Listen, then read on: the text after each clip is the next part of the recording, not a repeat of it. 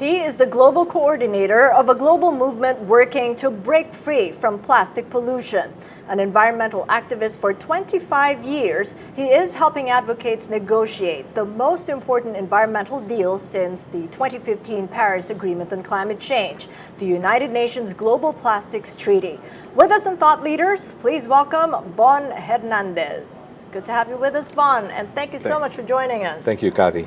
I Good to hope be here. You've come off the jet lag, coming all the way from Ottawa, Canada, Yes, attending the fourth of 5 meetings in the negotiations on the Global Plastics Treaty That's right. of the UN. That's right. Yes. How did that come off? What did we gain from that in terms of eradicating plastic pollution? So I came back from Ottawa, where the fourth Intergovernmental Negotiating Committee meeting took place. This is the fourth of 5 meetings that were intended to negotiate a global deal to end plastic pollution. And this arose from a mandate that was agreed by the UN Environment Assembly in 2022 to come up with a legally binding agreement covering the full life cycle of plastics with the intention of ending plastic pollution. So this is the fourth of that 5 meetings, that have been lined up. And my thoughts following the meeting in Ottawa, a bit mixed because for one, there was still a lot of disagreement, basically in terms of how we approach the problem of plastic pollution. There are what we call a group of countries. And this is primarily the dynamic that has informed the negotiations since the beginning. So there's a group of countries that calls itself the High Ambition Coalition. And they want to address the problem by looking at the full life cycle. When you say full life cycle of plastics, that means all from extraction, raw materials, all the way to disposal. Right. So, and as you know, plastics, or 99% of all plastics comes from fossil fuels. So this has direct implications also for climate, for the climate crisis, and many other related issues. And then you have another group of countries. They would like to call themselves the like-minded group in these negotiations, but we'd rather call them spoilers. Or lobbyists, as we often read. Well, basically they are countries with heavy interest in oil and plastics production, right? And they would do what they can to lower the ambition or water down the ambition of this treaty. And I gather that there were more lobbyists than there have Yes, been well, in the previous sessions. in previous the sessions, first 3 sessions. What difference did that make? You said you felt mixed. Is it coming to appear that it's going to be a little bit more difficult when we come to the 5th and final negotiations in Busan, South Korea, by November? The analysis is that there are more industry lobbyists or lobbyists from the fossil fuel and petrochemical industry who attended the talks in Ottawa.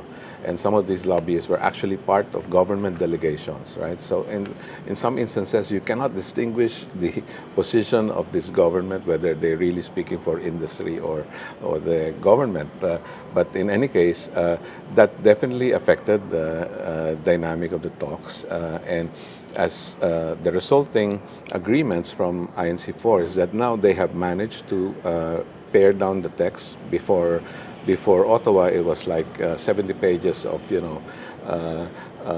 conflicting provisions, right? And we thought there was no way they could reconcile these conflicting provisions. So, which is one point. But in the end, so they managed to streamline, but most of the text remain in brackets, which in treaty language means that they are not agreed. So more or less, from my point of view, it was an exercise in copy-paste, right? So I thought a little bit more wordsmithing, but now it's copy-paste. Yeah, well, delegations basically coming up with proposed language, certain provisions, and then another delegation saying bracket that text, meaning to say that's not agreed, right? So that's contested, and they haven't actually gone into the actual negotiation yet. They're just putting in things, that will be subject to the treaty.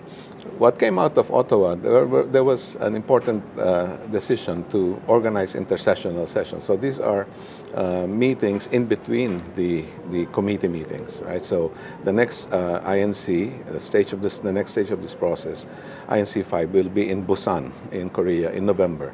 But before November, they said that they would need to organize what they call intersessionals because there's a lot of work to be done. They haven't yet decided what the details of this treaty will be, but the intersessionals give us an indication of the key elements of the emerging treaty. For example, one intersessional is focused on plastic products and chemicals of concern. So they're looking at potentially a list of plastics that could be restricted, that could be banned, and the chemicals and the additives used in the manufacturing production of these plastics. Then the other intersessional group that they wanted to convene focuses on means of implementation, the financing that is needed to support the implementation of the treaty. Those are the two intersessional groups, expert working groups that they wanted to convene before Korea. On the primary polymer plastic. Yes. Conversation, that's got to get in there, but is it there at all? No, that's actually why we considered this to be a failure of the process, a letdown, because it's one delegate called it the elephant in the room. That in fact, there was no agreement to have an intersessional on primary plastic polymer production, which is really, in our perspective, is really the key to resolving the plastic pollution crisis. You have to address production, because if production continues unabated, let's say up to 2050, when plastic production is expected to triple, that's going to spell disaster for the climate, for biodiversity, for human health, for human rights. And neglecting or ignoring the elephant in the room meant that it's going to be more daunting, let's say when we get to Korea, to see whether that will actually make it to the final treaty. Would the Philippines make a difference? I mean, what are you feeling? What are you getting? Are we one? When we approach the negotiations, when we talk about the Philippine government and the Philippine private sector, what are you getting? Well, in terms of the Philippine position in these negotiations, I think they comported themselves very well in Ottawa. The Philippines aligned itself with Rwanda and Peru in calling for production cuts. Of 40%, which 40%. is considered pretty aggressive. Aggressive, but in our view, it's not enough. If you want to really align this with our climate objectives of keeping below 1.5 degrees warming, that's not enough, but it is a strong start, right? And the Philippines aligned itself, supported that position of Rwanda and Peru, along with many other countries. But the problem, Cathy, is that the decision-making mechanism right now in the negotiation has not yet been decided fully. You have the spoilers calling for consensus as a way of making decisions, and not wanting to call for a vote, right? And this is a problem. Consensus sounds nice, right? Because it assumes that, of course, in multilateral, environmental, or diplomatic talks, you'd always go for consensus. It's favorable, right? And especially when you're trying to bind the international community in common values, targets, measures. But there's a point when consensus cannot be reached, right? When it's fundamentally difficult and you have irreconcilable points of view. And this is where voting as a decision-making mechanism should kick in. Otherwise, by insisting on consensus, as what the spoiler countries are doing, it becomes a treaty based on the lowest common denominator. De facto, each country has a veto power, right? Unless everyone agrees. And unfortunately, it's called rules of procedure under this treaty context, and that remains unresolved up to now. Talk to us about the Philippines, because it appears to be both well-positioned and at the same time perhaps the recipient of the worst possible effects. You made a mention of climate change, where we're experiencing the hottest weather as we speak, and there is that link because of fossil fuels. Right. Plastics derived from fossil fuels, is fossil fuels also contributing to climate change? What is that link there that we have to understand that makes Filipinos really truly internalize why we should care about the plastic pollution on our shores? Not many people realize that plastics actually come from fossil fuels, right? And therefore, that link with climate change has been hiding or we can say, quite invisible from the radar of many people. But now that link is there; it's undeniable, right? And we know that the fossil fuel industry, their plan B, because as the world moves to decarbonize, moves away from fossil fuels for transport and also for energy systems. Plastics production is their plan B. This is how they intend to continue with extraction and continue to benefit the bottom line. Now, because of this link to climate change, the Philippine government has a moral position, right, to also ensure that production needs to be cut so that it does not contribute to global warming. Because if you allow the current growth trajectory of plastics to continue, that will eat up a fifth of the carbon budget that we have, right? And would definitely exceed what's needed to keep within 1.5 degrees global warming. So there is a moral obligation to support production cuts. And this is what we've been telling the Philippine delegation, to support this, and good thing that they did in Ottawa. Although, of course, there are other interests here in the country as well. You have, there's an industry here, plastics, petrochemicals, who would not agree with such a position. And that is fine, but Philippines is not really a major plastics producer, right? We are mostly at the receiving end of all these plastics. Is it the receiving end because they fall into our shores through the oceans, or is it because we're receiving end producing them in two ways? and then Number using one, them as a consumer? we used to get imported plastic waste, from developed countries, right? So even waste colonialism, waste as they call colonialism, it. as we call it, and this just underscores the fact that even wealthy countries, industrialized countries, do not have the means to deal with this problem, right? And then you expect developing countries to do so. So they've been there's this waste trade going on for many years. They've been sending the waste to China. China has been trying to recycle and make all kinds of cheap, inferior quality products and then sell it back. It becomes waste eventually. But anyway, and the Philippines has been a recipient of imported plastic waste before. Not so much lately, after the scandal of, you remember, the Canadian waste that was sent back by then President Duterte to Canada. And then that's one way. The other way is through the packaging that we get from products manufactured by mostly fast-moving consumer goods companies. Is this the sachet? The sachets, Well, the sachets why is that and pouches. a concern? Because sachets were meant to make things more affordable, presumably. I mean, from the point of view of brands. Right. I mean, it's actually a what you'd call it was a master stroke on the part of these companies to actually peddle their wares or peddle their products in sachets, because this actually appropriates a local culture that we have, which is called tingi culture. Remember, I don't know how if you remember, but in my case, growing up, I was always, I utusan ako ng nanay ko, punta ako sa sari-sari store, dadaling ko yung maliit na lalagyan ko, bibili ako ng asukal, kape, in tingi, di ba? And you'd bring your reusable container there, but they appropriated that culture. It was actually one can look at it as a sustainable culture because people would just get what they need, and they don't need to, and what they can afford. So in a way, sustainable siya.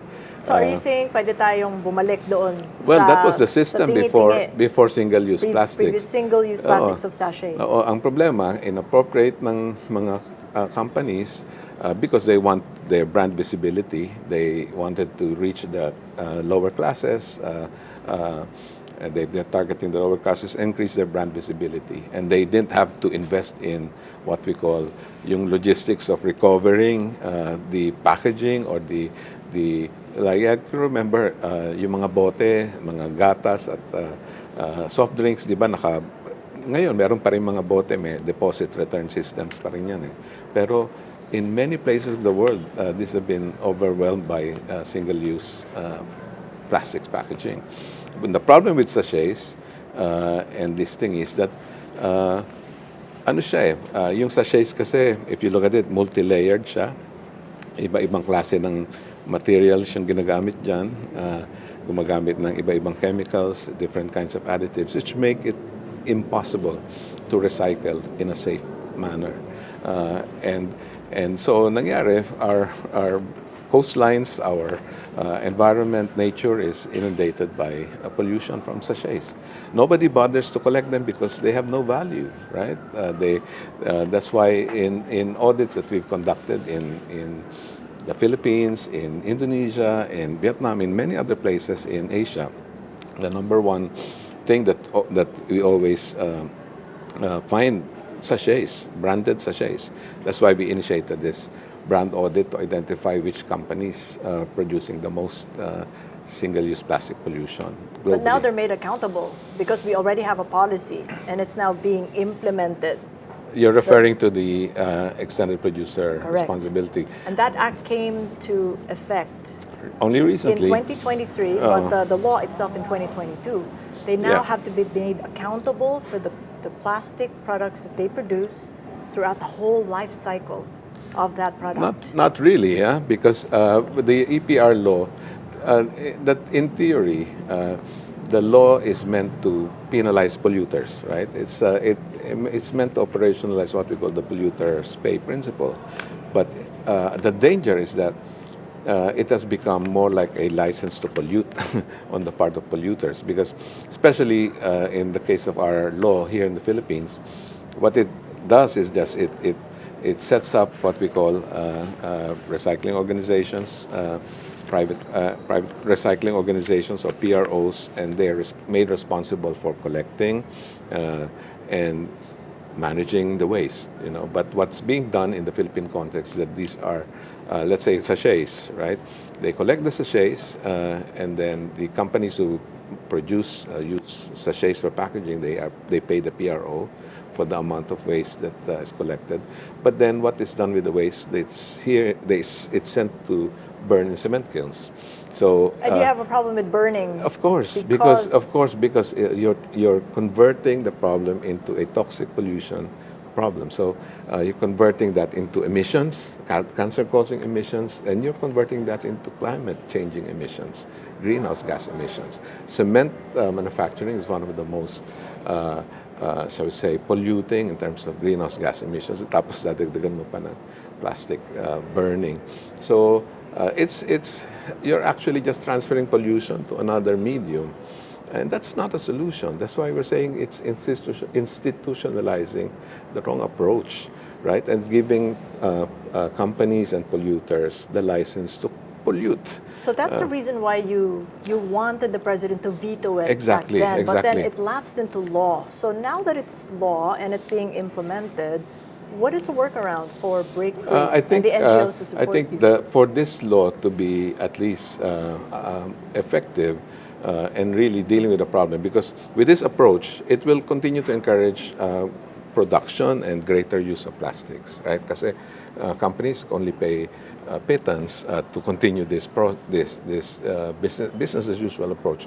To get away from this needs to be paired with a national ban on single-use plastics. So, which was the original proposal in Congress before it was hijacked by some politicians and they came up with this EPR law instead. So if this came together with a ban on single-use plastics, then yes, we will move towards reduction.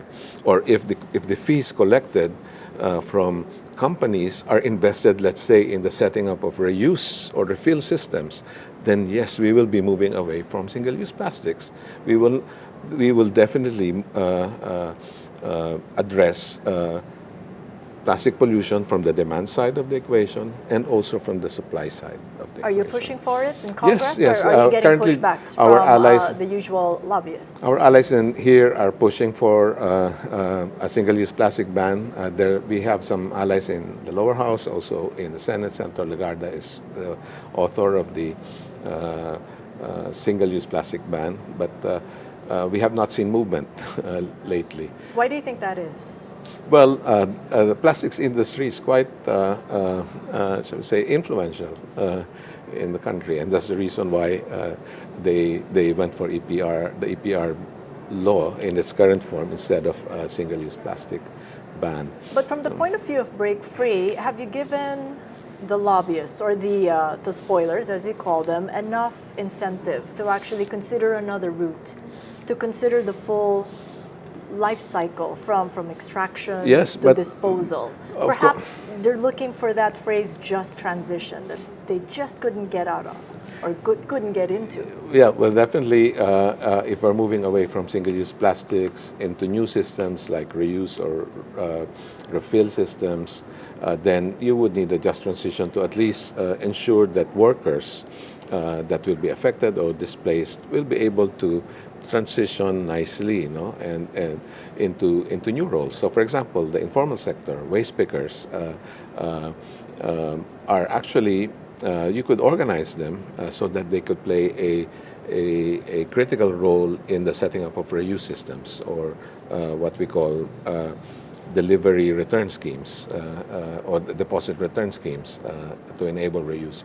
So you could organize them, and they could play that very important function. And then for industries that manufacture plastics, it's hard to imagine what a just transition will. It's almost like how does a just transition for the fossil fuel industry look like, right? If we're moving to renewable energy systems, and yes, you can imagine that workers who could be displaced could be working in greener jobs, greener systems. Same with plastics. The alternative is not another material like paper. Others contend that it's a debate between paper and plastic. It's not. Reuse, for example, is a system. What you need is a system that moves away from disposables, from the throwaway mentality that is so well entrenched in our societies. Could you pick out maybe a country, maybe in Southeast Asia, who's probably a best example on this, where we should be headed? Yeah, so actually don't look very far, because here in the Philippines we have, as you said, the Ecological Solid Waste Management Act, right? And supposedly that law was instituted about a year or two, in 2003. 2003. In 2003, right after we passed the Clean Air Act. Clean Air Act banned waste incineration and I pushed for a ban on waste incineration because we wanted to move away from the linear model of extract or take, make, and dispose. This is a linear model.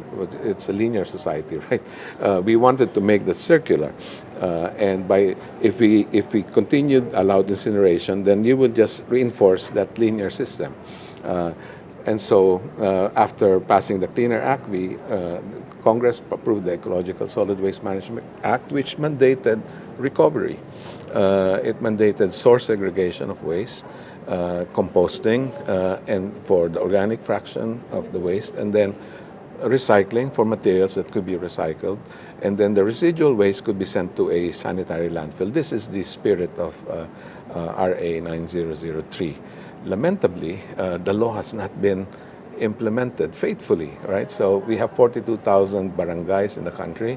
Maybe less than 50% is actually following the law. But if they follow that law to the letter, to the spirit of that law, then we would not have this crisis in our midst. So where's the disconnect then? I mean, there's the policy, the structure, and the chance to implement correctly, but we hadn't even gotten to, after nearly 25 years, we're still working on local government units when we actually should have scaled up to the national government level. You see, it's really a matter of approach and perspective on the part of if you're a local government official, right, and one of your top issues always waste management, and to you ang gusto mo lang, kailangan masolusyonan mo agad to. So the quick fix is to send it to a dump site or maybe set up an incinerator, call it different thing like waste to energy, which is, by the way, also an incinerator.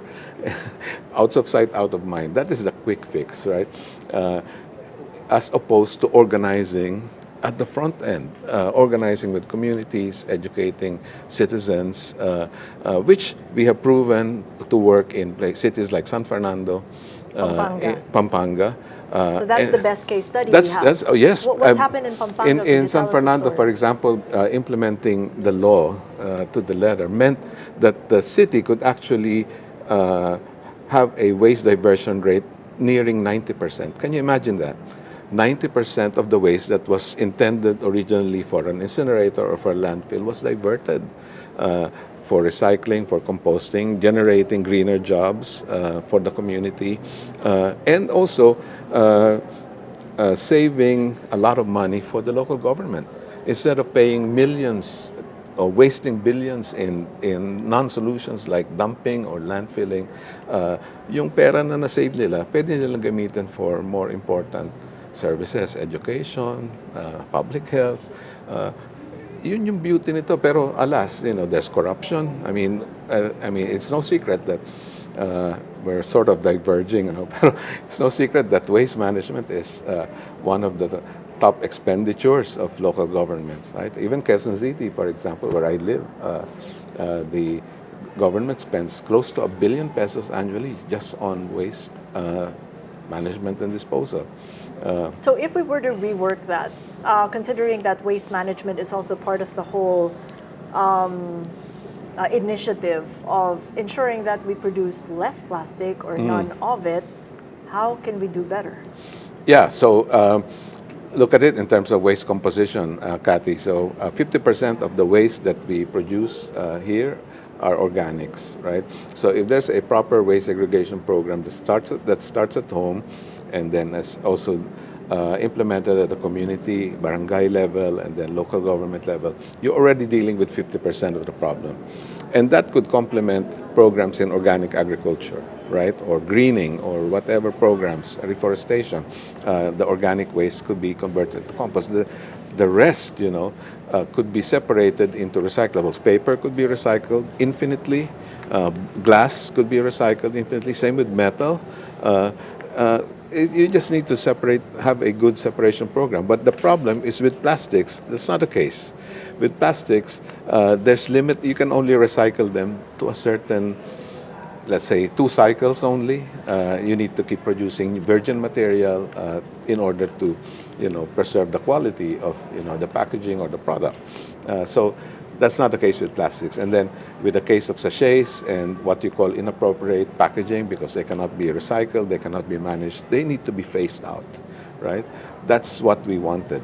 And that's why we're pushing for the single-use plastic ban. The other thing that is not implemented in the Ecological Solid Waste Management Act is there is a list. When we campaigned for that bill, we included a list of what we call non-environmentally acceptable packaging. Such as? Such as, for example, plastic sachets or styrofoam or single-use cutlery. So, and the DNR, which is the lead agency, was supposed to come up with a list of this NAAP, we call it the NAAP list, non-environmentally acceptable packaging, and should be banned, right?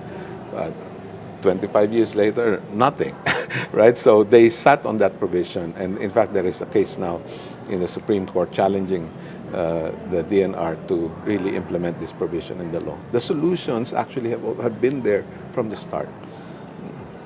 The most innovative solution so far we've had since those laws came up is plastic credits. In sort of the spirit of carbon credits, when they first offered it in the aviation industry, yung pag nagbubook ka ng flight mo, right. Merong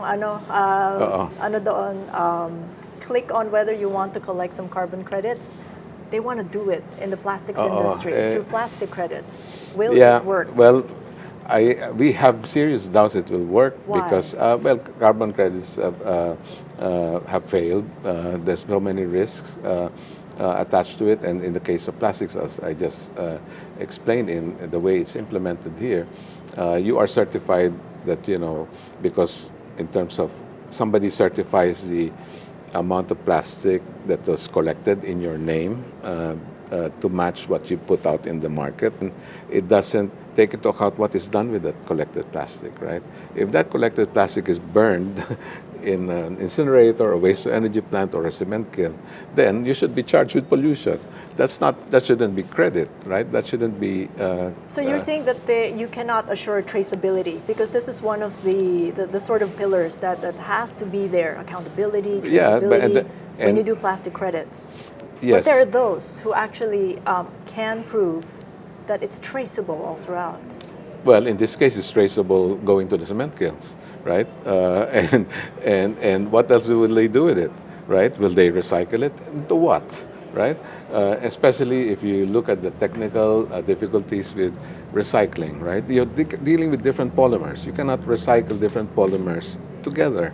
There's thousands of chemicals and additives that makes it really technically impossible and to recycle this safely, right? You have to simplify the polymers to be able to recycle in a safe, environmentally sound manner. Not only that, recycled plastic cannot compete with virgin plastic. Virgin plastic is always cheaper than recycled plastic. That's why recycling has not worked. There's 70 years of waste management experience, and what do we have? What does industry have to show for it? Less than 10% of all plastics produced in the world since 70 years ago have been recycled, and not even effectively recycled. Downcycled is the word for it, right? They've been recycled into more inferior quality products, which inevitably become waste, right? And if you look at what the scientific evidence is now telling us, many of these plastic waste, they become microplastics. When they are released into the oceans, they break down into tiny particles. They become nanoplastics, right? The fibers in plastic clothing or different kinds of plastic products, and they enter our systems. They're in our food, they're in our water, they're in our babies. They've broken, the plastics have been found in brain tissue. They've broken what you call the placental barrier. So, and the last scientific finding that was found was that they were actually causing, if you have microplastics or nanoplastics in your bloodstream, they could actually trigger a heart attack, right? Because it's like acting like plaque. And same with the plastic filaments found in the brain. They are now linking it with Parkinson's disease. So the evidence of what plastic is doing to us is really coming to the fore, right? And that's the reason why there is urgency to act on this. It's contributing to the climate crisis. It's contributing to habitat destruction. Animals, marine mammals are dying, getting entangled in all kinds of plastic waste, mistaking this for food, and then it's damaging to our health, with all the chemicals and carcinogens that are in plastics. So are you saying that it's all or none? It's either the brands, the business groups go for what you're proposing, that they couldn't even consider plastic credits as a way to move forward, as they're sort of a just transition, because they're also thinking about revenues, for instance. Well, the just transition in this case, if plastic credit is the vehicle for the just transition, it's basically headed the wrong way, right? Because it just reinforces the current business as usual scenario, which is given rise to all this issues.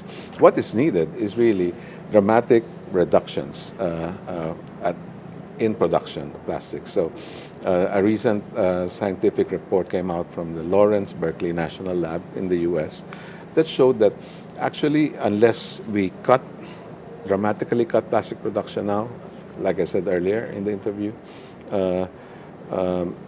plastics will eat away the remaining carbon budget. In fact, now, currently, plastics contributes more greenhouse gases than the aviation sector, right? And if you allow that to continue, it will actually release more greenhouse gases than the whole African continent combined, right? In a few decades, right? So this is the trajectory. So it's as if we did not move away from coal, we did not move away from fossil fuels, we did not decarbonize.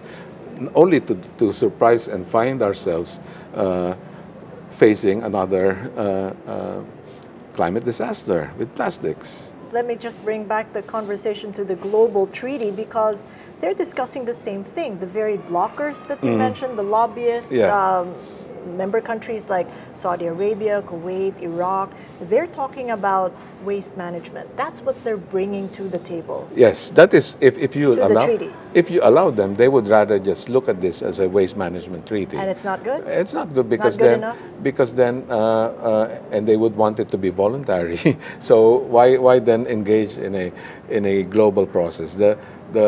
You engage in this process not because you want everyone to agree. You engage in this process because you want to adopt a set of rules to deal with an urgent problem, a common problem, and that is plastic pollution, right? What about an innovative solution? Because when we talk about the high integrity credits, these countries also want to bring that in. Vera Registry and the World Bank had actually come up with what they call as the Plastic Waste Reduction Linked Bond.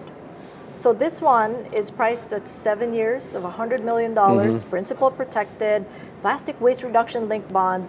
It calls it innovative because it's going to provide investors with a financial return that's linked to plastic waste collection as well as recycling credits. Well, I'm skeptical, but if this bond were to really support the setting up of reuse systems, refill systems, systems that move us away from recycling and single-use plastics, then yes, maybe. Well, it does. I this mean, promise- if I was just to continue, it did say that it wanted to generate this kind of return in projects in Ghana and Indonesia, and to reduce and recycle plastic waste in the vulnerable communities, cutting plastics leaking into nature and oceans. Okay, well, Sounds like a plan. there's a bit of my concern is the sliding reduce and recycle, right? Because recycling is, as we've said, there's no way that recycling is going to take us out of this crisis, given the track record, given the technical difficulties, given the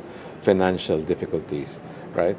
So this is probably meant to provide subsidies to improve recycling, right? And I'm not arguing against recycling per se. I mean, mechanical recycling has its benefits, but you have to contend with the issue of microplastics. You have to contend with the issue of chemical additives. Credits will not solve that, right? Even if you do plastic credits to recycle and reduce, you still have to deal with microplastics, nanoplastics, and and that's why in this treaty context, we are also saying treaty has to address the use of chemicals and additives in plastics and would need to find a way to start eliminating them, particularly the most persistent kinds, the carcinogens, the hormone disruptors. We need to take them away from their applications in various, plastic products. So then we can move to cleaner recycling, right? So, and you could improve that, and you could improve the quality of work of laborers involved in this sector. So it looks like no concessions when we come to Busan. There will not be a phrase that says waste management systems or maybe plastic But this credits. is- You won't want that in. Well, being not from Break Free and the NGOs that support the not group. from the NGOs.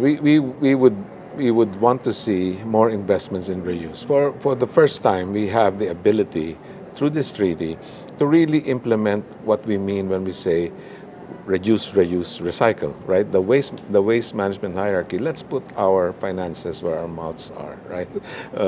So prioritize financing of reuse systems, prioritize financing of reduction, before you even talk of recycling, right? But right now what's happening is industry is pouring all its resources on recycling as if, just to allow itself to continue. And we've been deluded into thinking that this could actually work. But even us, environmentalists, we bought into that myth that, recycling is always better but not with plastics. And we've already proven that that's not going to be the solution here. 25 years as they describe you as a lifelong environmental activist. Yeah, Do we still have hope? after what we've discussed? Policies that go way, way back, There is 25 no- years, and yet the implementation There's falls always short. hope because even in many, you remember there were issues with the ozone hole before, and that was resolved by an international agreement that's now called the Montreal Protocol, and we saved the ozone layer, right? And recently, there's been also a number of conventions tackling waste trade to stop the dumping of hazardous waste from rich to poor countries. Still ongoing, but the most hazardous aspects of the trade we stopped with the Basel Convention. So there, multilateralism in this context still works. Could be effective, if it is not sidetracked or sidelined by procedural shenanigans, as you know what this spoilers do in the context of the plastics free deal. We might end up with a really game-changing agreement, that could change our relation to plastic. We're not saying ban all plastics, right? I mean, we're saying we need to think of essential applications, essential applications that really important, like for example, plastics application in the renewable energy sector or in sustainable transport. We're not against that. What we're against are applications that lead to, like the single-use applications, which, by the way, constitute 40% of all plastics produced today. Imagine if we transition single-use to reuse systems, then you deal with half the problem already. And we hope this treaty could help accelerate. Before we go, process. some quick questions for quick answers. The Sure. edict at home. Sorry? The edict. Sa edict. inyong Yeah. pamamahay. Okay. Ban plastic or use less of plastic? As much as possible, we use reusable. So, for example, I moved away from single-use plastic bottles Sila for misis water. din, For and kids, yes, okay. yes. So we have our own reusable containers. Same with bags. Reusable bags, cloth bags instead of plastic bags. But then, as enlightened as you are, for example, when you go into a supermarket, you basically have no choice. The choices have been made for you. Everything is wrapped in single-use plastic packaging. That's why when we say the alternative is a system, it's not another material, right? We don't want regrettable substitutes that will lead to other problems later on, like paper that could lead to deforestation. There are other ways, right? So yes, as much as possible, we try to reuse and refill instead of single use. Now, this is a question of comparisons. Ano mas prefer ninyo? Plastic na bagay o plastic na tao? Plastic na bagay o O, plastic ano yung na mas tao? hindi nyo gusto?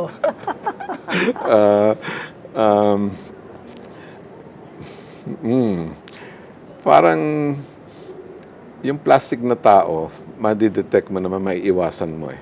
I guess with plastics, you can also avoid it, right? If you can. And hopefully, if you have a system that allows you to, avoid and move away from plastics, you would. But in both cases, you avoid them, right? Thank you so much, Von. All the best Thank you, in Cathy. Busan. Salamat. Korea. Salamat. And catch us again next Thursday at 9 p.m. Philippine Standard Time on One News. You can also check out the long conversation on YouTube, Spotify, Apple Podcasts, and Google Podcasts. I'm Cathy Yang, and this is Thought Leaders.